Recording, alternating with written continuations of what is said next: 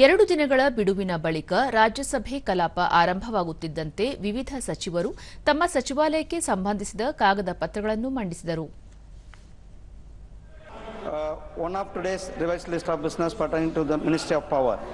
सूचीबद्ध कागजातों की एक-एक प्रति हिंदी व अंग्रेजी के अभियान के कारण ಸ್ವಚ್ಛತಾ ಅಭಿಯಾನದಡಿ ಒಟ್ಟಾರೆ 12 ಕೋಟಿ ಶೌಚಾಲಯಗಳನ್ನು ನಿರ್ಮಿಸಲಾಗಿದೆ ಎಂದು ಕೇಂದ್ರ ಜಲಶಕ್ತಿ ಸಚಿವ ಸಿಆರ್ ಪಾಟೀಲ್ ತಿಳಿಸಿದ್ದಾರೆ.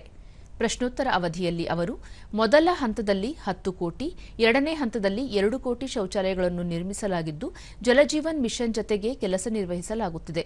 ಎಲ್ಲ ಶೌಚಾಲಯಗಳಿಗೆ ನೀರಿನ ವ್ಯವಸ್ಥೆ ಕಲ್ಪಿಸಲಾಗುತ್ತಿದೆ ಎಂದು ಹೇಳಿದರು. ಶೌಚಾಲಯಗಳ ಬಳಕೆಯಿಂದ ಸ್ವಚ್ಛತೆ ಕಾಪಾಡಿಕೊಳ್ಳಲು ಸಹಕಾರಿಯಾಗಿದೆ. ಇದರ ಪರಿಣಾಮವಾಗಿ ವಿಶ್ವ ಆರೋಗ್ಯ ಸಂಸ್ಥೆಯ ವರದಿಯಂತೆ 3 ಲಕ್ಷ ಮಕ್ಕಳ ಜೀವನ ರಕ್ಷಣೆಯಾಗಿದೆ. ಸ್ವಚ್ಛತಾ ಅಭಿಯಾನ ನಿರಂತರ ಪ್ರಯತ್ನವಾಗಿದೆ ಎಂದು ತಿಳಿಸಿದ್ದಾರೆ. चलने वाला काम है, कंटिन्यू चलने वाला काम है.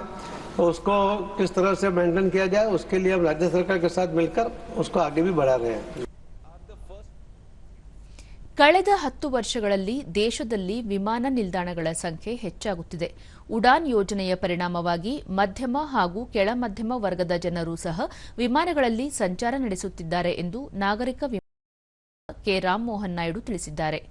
ಪ್ರಶ್ನೋತ್ತರ ಕಲಾಪದಲ್ಲಿ ಅವರು ವಿಮಾನ ನಿಲ್ದಾಣಕ್ಕೆ ಅಗತ್ಯವಾಗಿ ಬೇಕಾಗುವ ಸುಮಾರು 2,000 ಎಕರೆ ಪ್ರದೇಶದ ಭೂಸ್ವಾಧೀನತೆ ಇಂದು ಅತಿದೊಡ್ಡ ಸವಾಲಾಗಿ ಪರಿಣಮಿಸಿದ್ದು, ರಾಜ್ಯ ಸರ್ಕಾರಗಳು ಸ್ಥಳ ಗುರುತಿಸಿ ಭೂಸ್ವಾಧೀನಪಡಿಸಿಕೊಳ್ಳುವ ಪ್ರಾಥಮಿಕ ಕಾರ್ಯನಿರ್ವಹಿಸುತ್ತಿವೆ ಎಂದು ತಿಳಿಸಿದರು.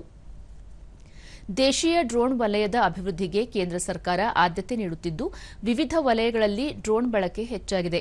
ಈ ಕ್ಷೇತ್ರಕ್ಕೆ ಉತ್ಪಾದನೆ ಆಧಾರಿತ ಸಹಾಯಧನ ಯೋಜನೆಯನ್ನು ಕಳೆದ 3 ವರ್ಷಗಳಿಂದ ಜಾರಿಗೊಳಿಸಲಾಗಿದೆ ಎಂದು ಹೇಳಿದರು. So when you compare all these things, when you want to bring in all these things to the airport, you need a lot of land. So that is the major challenge here, and in future also, anyone who is wanting to build any airport at any location, the state has to come forward and try to bring that much land into a thought processor.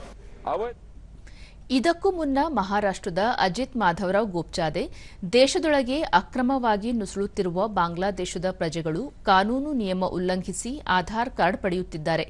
ದೇಶದ ನಾಗರಿಕರ ಸುರಕ್ಷತೆಗಾಗಿ ನಕಲಿ Aadhaar card ತಡೆಗೆ ಸರ್ಕಾರ ಕಠಿಣ ಕ್ರಮ ಕೈಗೊಳ್ಳಬೇಕಾಗಿದೆ ಎಂದರು. ಆಧಾರ್ ಕಾರ್ಡ್ ಪ್ರಣಾಲಿ ಕೋ ಅಧಿಕ ಪ್ರಭಾವಿ ಕಾಂಗ್ರೆಸ್ ನಾಯಕಿ ಸೋನಿಯಾ ಗಾಂಧಿ ಸರ್ಕಾರದ ವಿವಿಧ ಯೋಜನೆಗಳನ್ನು ನಾಗರಿಕರಿಗೆ ತಲುಪಿಸಲು ಕೂಡಲೇ ರಾಷ್ಟ್ರೀಯ ಜನಗಣತಿ ಆರಂಭಿಸಬೇಕು ಎಂದು ಆಗ್ರಹಿಸಿದರು. Food security is not a privilege, it is a fundamental right. Thank you.